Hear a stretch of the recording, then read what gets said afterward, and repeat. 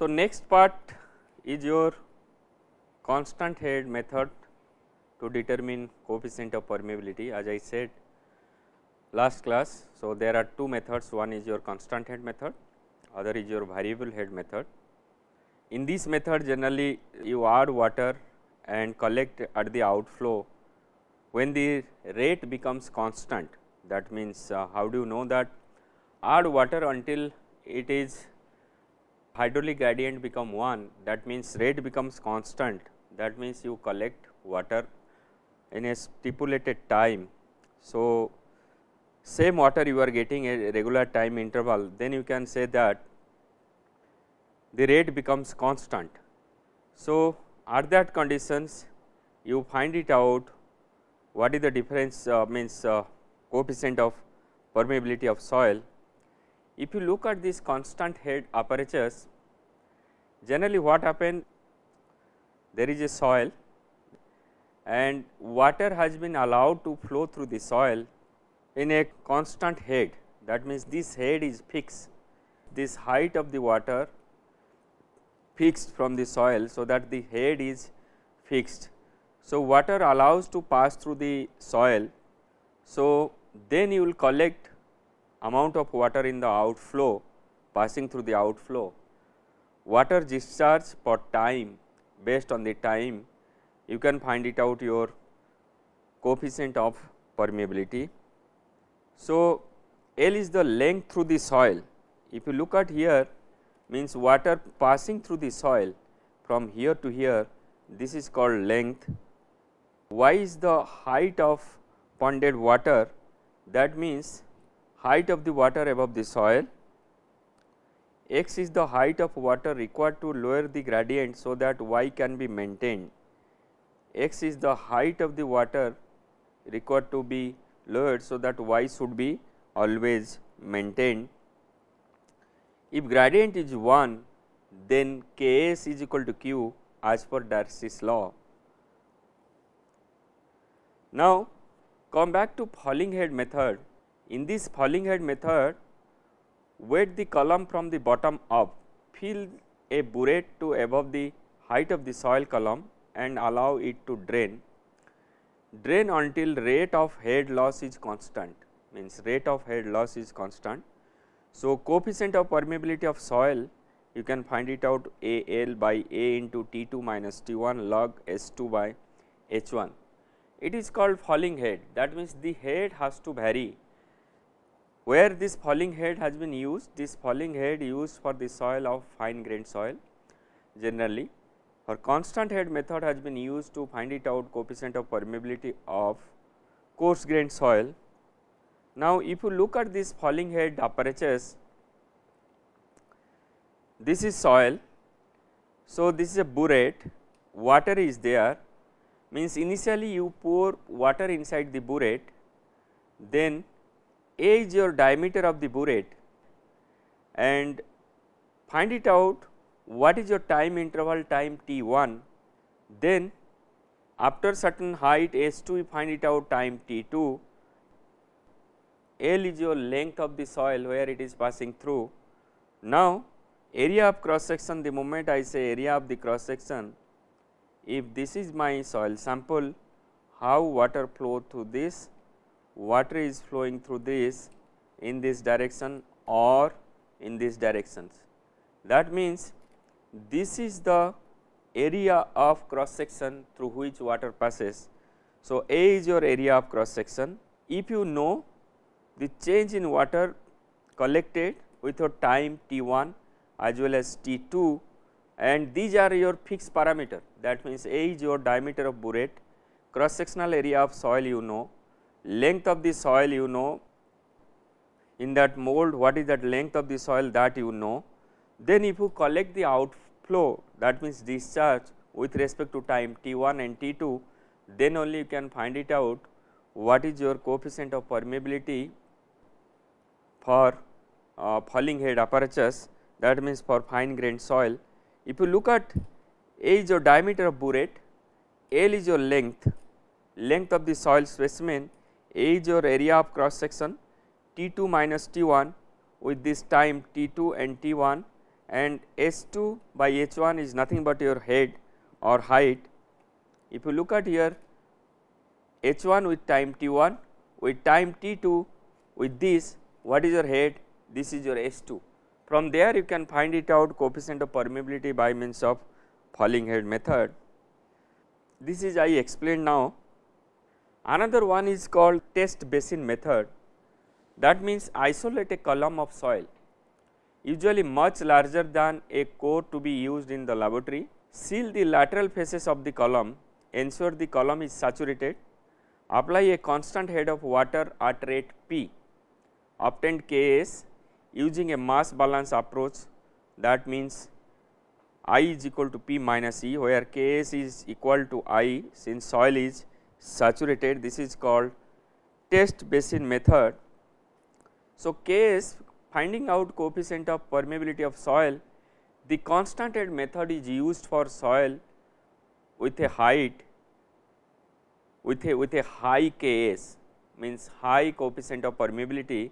That means the soil whose coefficient of permeability is greater than 0.001 cm per second, 0.001 cm per second. That means high coefficient of permeability. From where you will get it? You will get it for cohesion-less soil, high coefficient of permeability, because these are sandy soils where you are going to or you are expecting high coefficient of permeability. The range is given if Ks coefficient of permeability of soil is greater than 0.001 cm per second, then constant head method is to be used. Somewhere else coefficient of permeability is written K, some people they write it Ks, some will write capital K. So, it depends upon the notations how they are using. The falling head method is used for soil with lower permeability. That means, if coefficient of permeability is varying between 10 to the power minus 3 to 10 to the power minus 6 cm per second, that means this is for your fine grained soil, then the falling head method to be used. Falling head method indirectly it says that it is for fine grained soil, this is for coarse grained soil.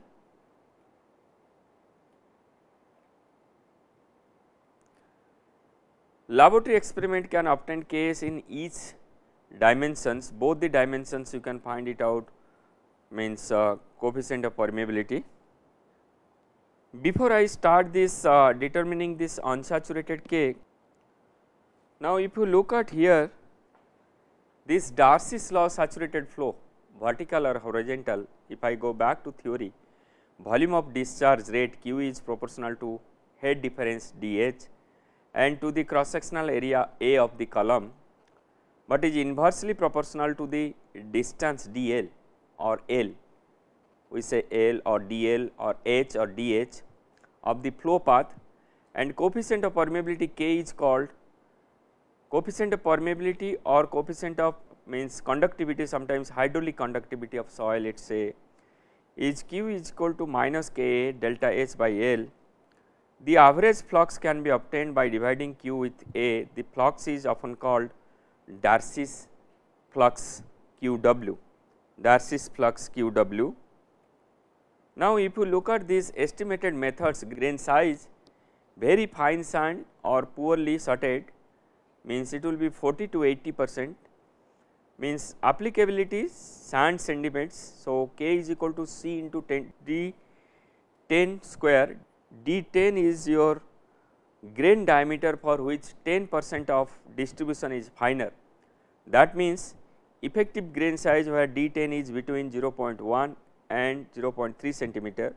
C is a factor that depends upon grain size and shortening. C is a factor, and medium sand well graded, these are all tabulated form it is given.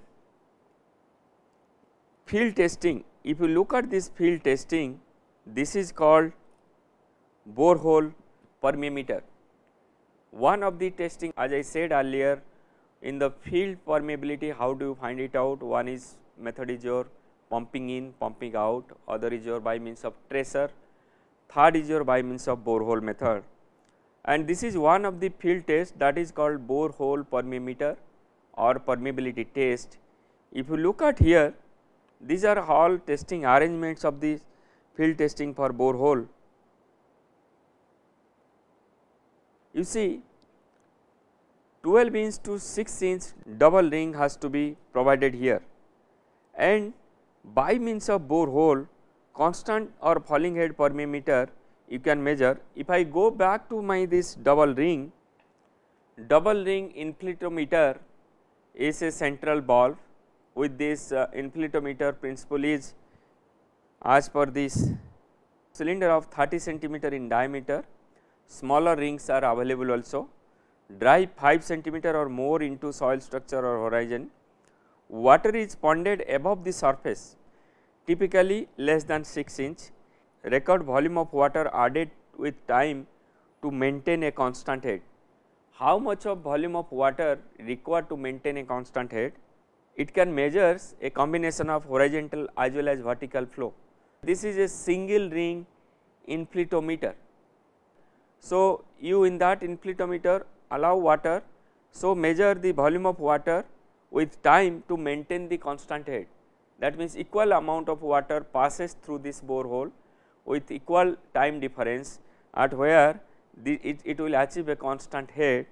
That means how much volume of water required to achieve your constant head. That is in case of this both single as well as double ring infiltrometer. This advantage is this, by borehole method you can measure both a combination of horizontal as well as vertical flow in case of in field testing method or in situ conditions. Now, ASTM double infiltrometer means if you look at this ASTM double infiltrometer, this is your infiltrometer and outer ring are means particularly this is your outer ring. This outer ring is about 6 to 24 inch in diameter and ASTM recommend 12 to 24 inches, and Marriott bottle can be used to maintain constant head. This is a bottle to be used to maintain constant head, and the rings driven 5 centimeter to 6 inch in the soil and if necessary to be sealed. Basically in this ring what will happen, it should be inserted inside the soil and from here water should be added to the ring. So, it allowed to flow through this. Once it allow flow through this, then you can find it out how much water passed through the soil in equal interval of time, so that a constant head has to be measured means maintained. Once a constant head has been maintained, then you can find it out what is your coefficient of permeability. So, particularly very difficult to install and seal ASTM double rings. Single rings are easy to install and easy to seal, particularly very difficult in double ring because this entire has to go inside because this is pipeline from where there. But in case of single ring there is nothing, you can add water from the top. You see significant effort is needed to seal install and seal units. That means ASTM requires documentation of depth of wetting front. There might be a chance of leakage here, potential leaking area, here may be leaking, here may be leaking, it has to be sealed by means of bentonite slurry. Other double ring small diameter are easier to install or repeat the testing. This is a 6 inch to 12 inch double ring, 3 inch to 5 inch double ring in 12 inch diameter. Look at this how it has been installed. Means these are all your infiltration data of this test has been made by Oram 2005.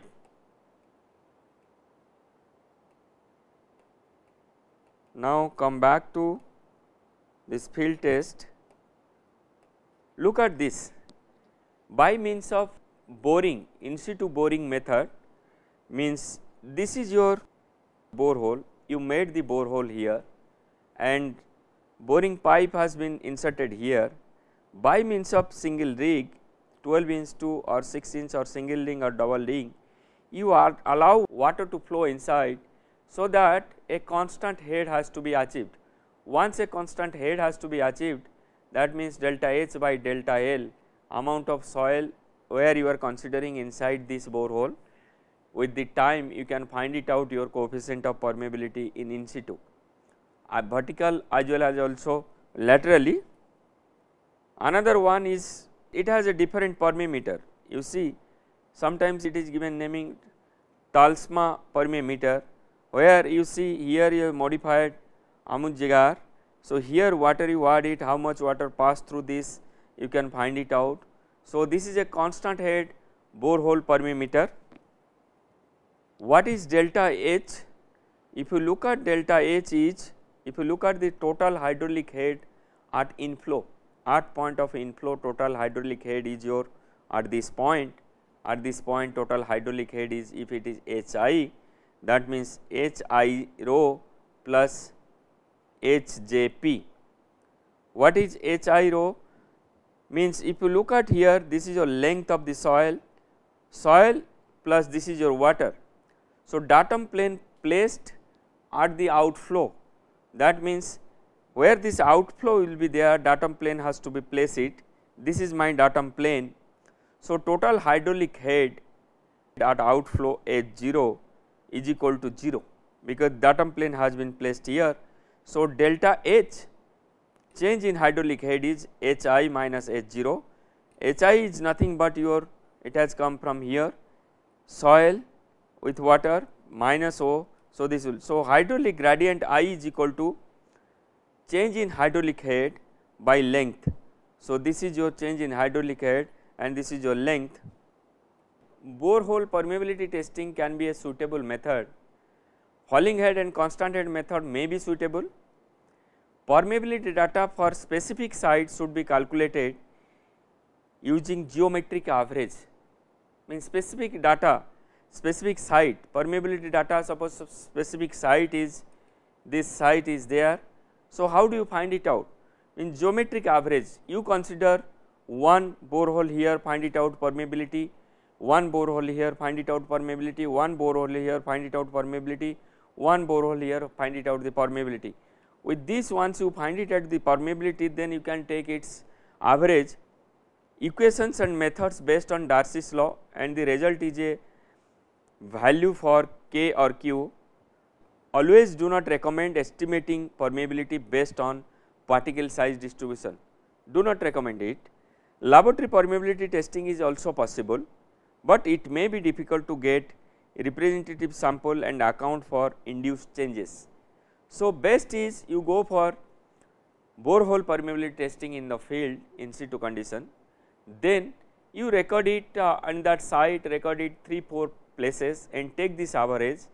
This average value has to be reported to find it out, means particularly this geometric average value of this K has to be reported for your final value of coefficient of permeability of soil. Let me start with this aquifer testing, laboratory permeability test and field test. After this borehole test, field test also, pumping test also, slog test also remaining. So, let me finish, then I will go to that. Means as I said, as I discussed last class, in laboratory permeability test it involves pouring water through the column of soil and measuring flow rate, and you should get undisturbed sample for the test to relate the field condition.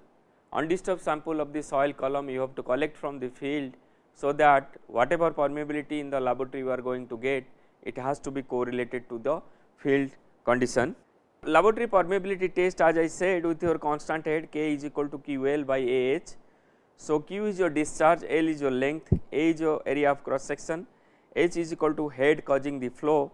If I make it into Q, total Q into L, A into H into T. So, Q is your total volume of water and T is the time period required to cause the head causing flow, and L is your length of the soil specimen. As I said, A is your cross sectional area. Now, constant head method, just a bigger picture I want to show this. This water tank has been placed above the soil sample. Earlier just I saw this, means what is the principle, how it has been done. This is the laboratory test equipment. Now, the soil sample has been put inside a mold. It cannot stand inside a mold. With this mold, if you look at this, top part is connected with porous stone, also bottom part is connected with this, you can connect means place your porous stone both has the top and bottom, and here it is your porous stone or porous disc. Why porous disc? The moment you allow water, only porous stones are only allow water to pass. That means the moment water is here, it passes through top of the soil sample. So, water is allowed to pass through the porous stone along the soil sample. Then at the bottom what will happen, porous stone will only allow water to flow, not allow soil sample to flow through here. So, this is mold, inside this mold your soil sample is there, and with this soil sample connect it by means of piezometer. So, you can find it out how much is your hydraulic head developed, H prime how much is your hydraulic head developed. Then here at this here there is a graduated jar is there, from there you collect your water. Basically if a constant head permeability, this is your constant head permeability method, what will happen, water first you allow from the tank, it should be placed over the soil, so that the head has to be maintained. So, water will pass inside. So, how water will pass? Water will flow from higher head to lower head.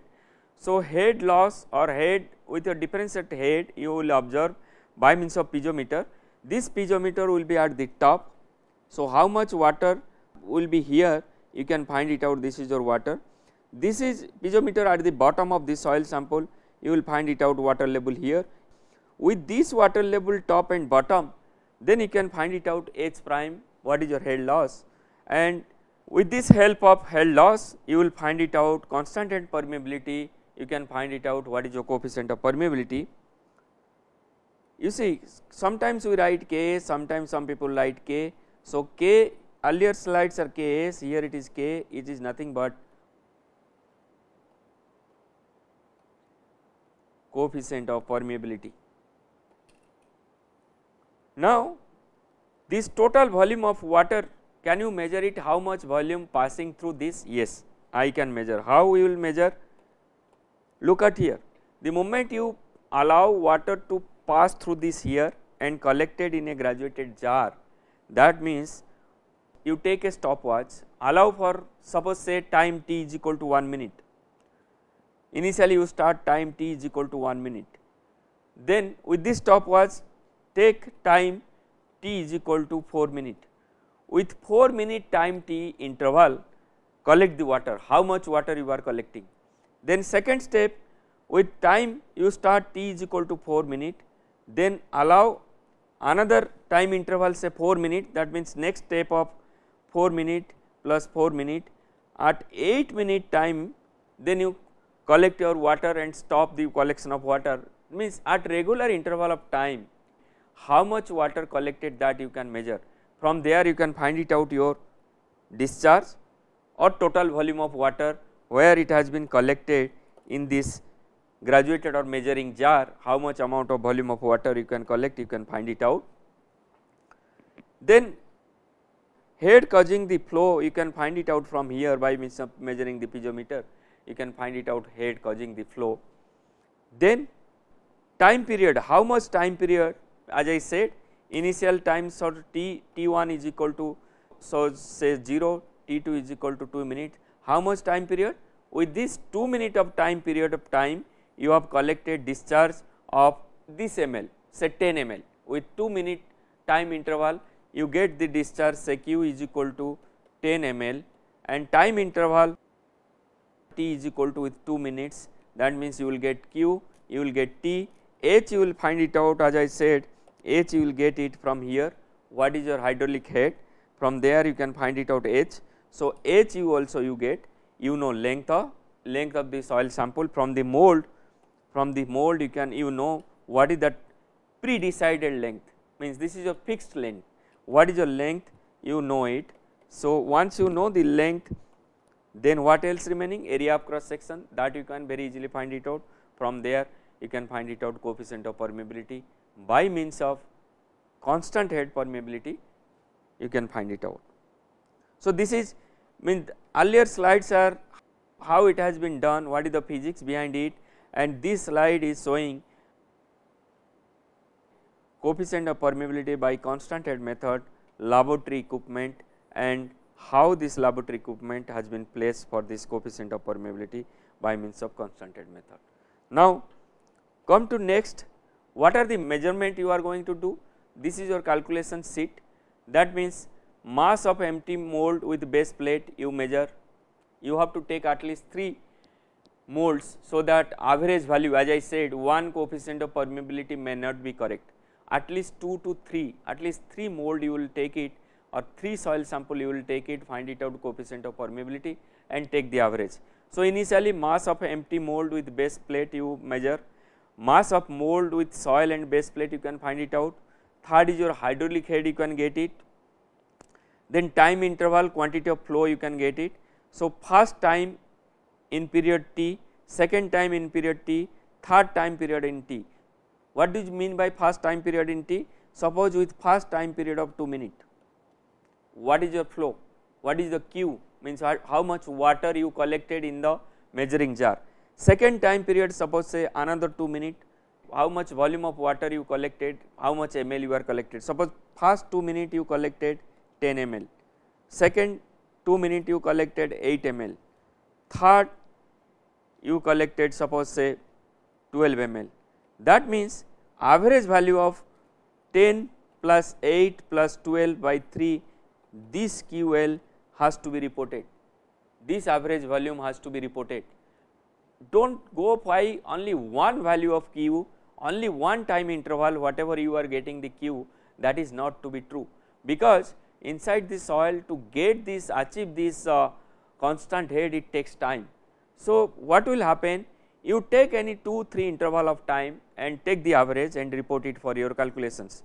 So, from these, from 2 and 1, mass of mold, soil and base plate, if I deduct mass of empty mold with base plate, I can find it out what is my mass of the soil.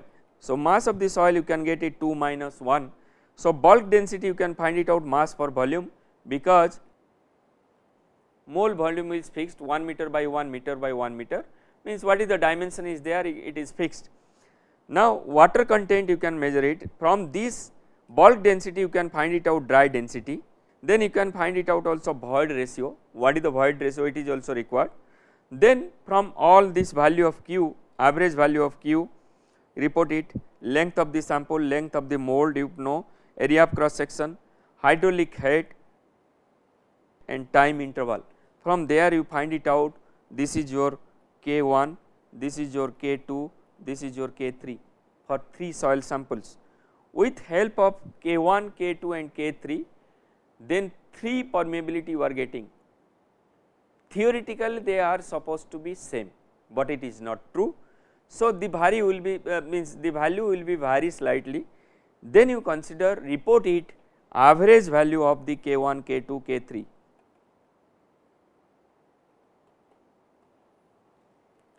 This you have to report, means while reporting this, because this is a laboratory test, this is a laboratory test, more the number of samples you are going to test it, more accurate data you will get it, more average value you can interpret it. This is the same thing, the coefficient of permeability is the dimension is either centimeter per second or ml per second. If you look at this, it is a centimeter per second or mm per second, it depend upon that how you are representing this sample. Now, there are 2 tests, as I said, I have shown you just one detailed data sheet about the laboratory test data sheet, what are the measurement you are going to do 1, 2, 3, how many samples, what detailed data sheets, what you are going to get. Same data sheet can be used for variable head. In this variable head, this hydraulic head to be 2 H1 and H2 with time T1 and T2, these 2 things will come here. Then calculation as per the formula you can find it out what is the value of Q, and then you can find it out what is the value of K from this formula once you are getting. Now, this field test, this is your pumping test, pumping well installed in aquifer, observation wells installed at set distance from pumping well. Look at this, there are 2 tests I left earlier, borehole method I said, one is called, another method is called pumping in or pumping out test.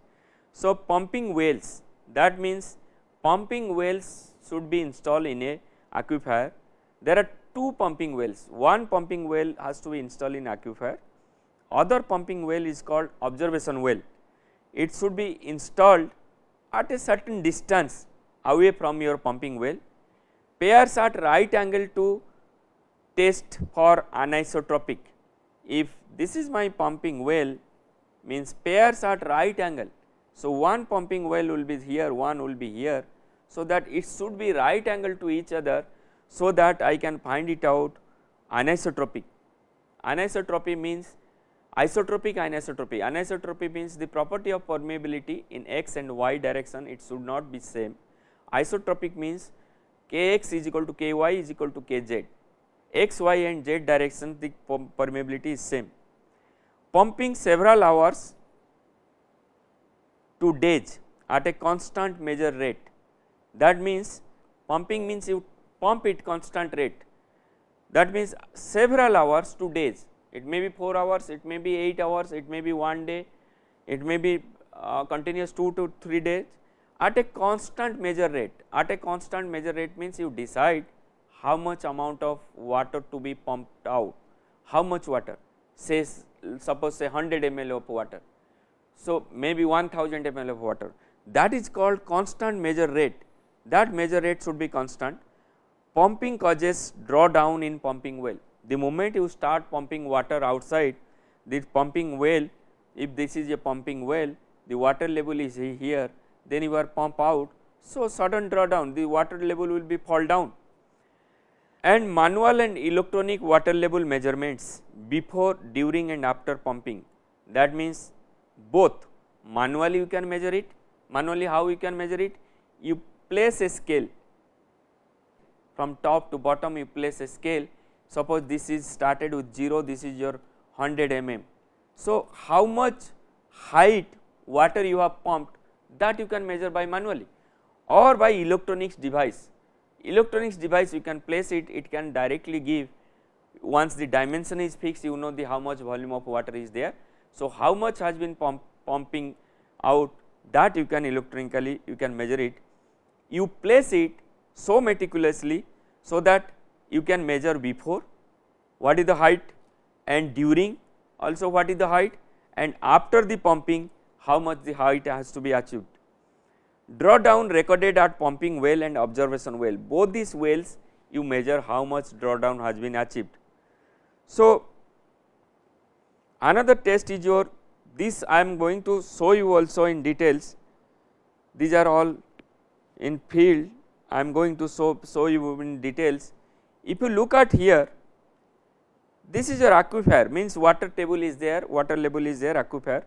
In that aquifer means this is constant aquifer, in that case you just a discharge well, this is your discharge well, and nearby at certain distance, you know this distance, with this distance this is your observed well, either one well or two wells you can put it.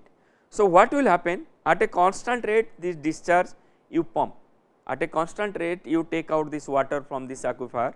So, what will happen, there will be a sudden drawdown of water. So, how much of water from the soil it is a sudden drawdown, with this observed well and as well as here you can measure it. This is how this physics, how it looks. If I summarize how it looks outside, if I draw a schematic diagram how it looks, but in the field it is different. You see how this pumping in, pumping out, pumping test has been done. If I take it here, pumping test monitoring this observation well, these are my observation well 1, observation well 2, it has been electronically pushed, so that you can find it out what is your observation wells also. Then you see this by means of tape also you allow the tape should go inside, you can measure the how much of height of fall, what is the distance, the water drawdown is there. You see how much pumping means by means of constant rate you are taking out the water from the aquifer. These are pumping test heavy equipments used in the field, means sometimes some people use heavy equipment, sometimes some people are using portable equipment. So, then we will go back to our next part of this sludge test, that I will discuss in the next class.